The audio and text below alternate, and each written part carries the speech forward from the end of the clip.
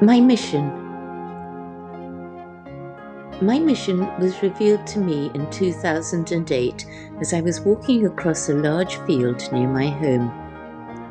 Suddenly, without warning, the framework for half of my book downloaded itself into my head, along with the main purpose of my mission.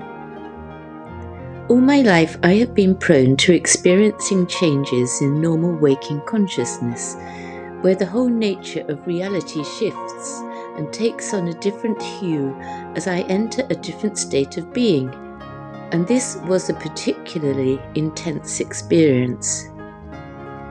My senses were particularly well attuned at that time because I had just completed my Reiki 3 initiation. Reiki being an ancient healing system where the practitioner channels universal healing energy through the palms of the hands to the client. I was left with feelings of elation and absolute certainty about what I had to do. I knew without a doubt that my whole life had been leading up to this point. Although I had always been attuned to my guides, I suddenly remembered the quest that they had entrusted to me before I was born. The place and time of my birth were no coincidence. Royston is located at the intersection of several major energy lines, often referred to as ley lines. Ley lines are hypothetical straight alignments drawn on a map between various historic and sacred sites throughout the world, connecting them with a sort of electromagnetic energy. The term was first coined by an amateur archaeologist, Alfred Watkins, who experienced a revelation in 1921 while standing on a hillside in Herefordshire, and became aware of straight lines linking prominent sites across the landscape. They are controversial because scientists have never been able to identify them, but their existence has always been felt and never disputed by psychics and clairvoyants. In my experience, ley lines are not exactly straight, but snake their way across the landscape.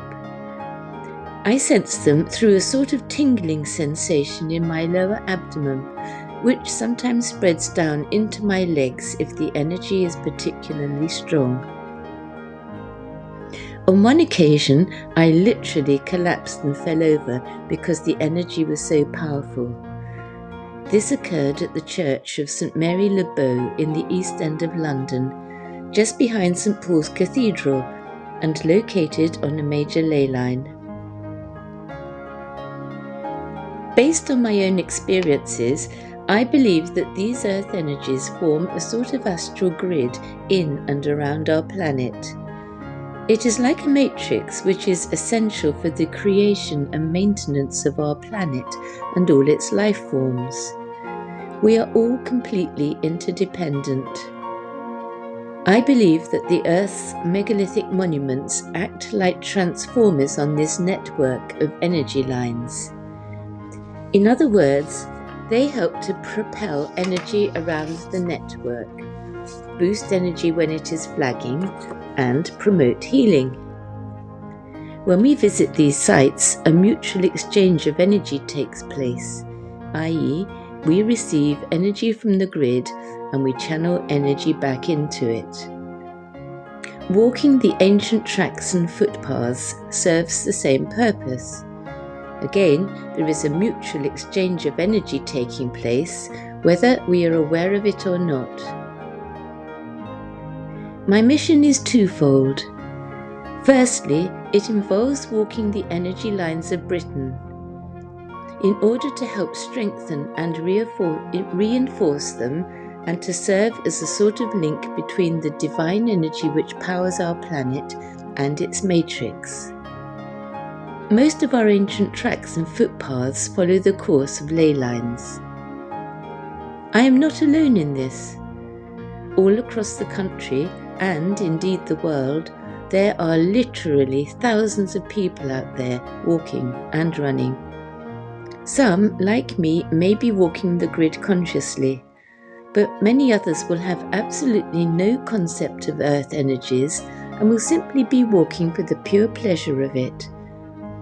The exchange of energy works in both cases, even if we are not aware of it, although it is more powerful if done consciously. The second part of my mission involves writing this book and spreading the word so that other people may benefit from my experiences.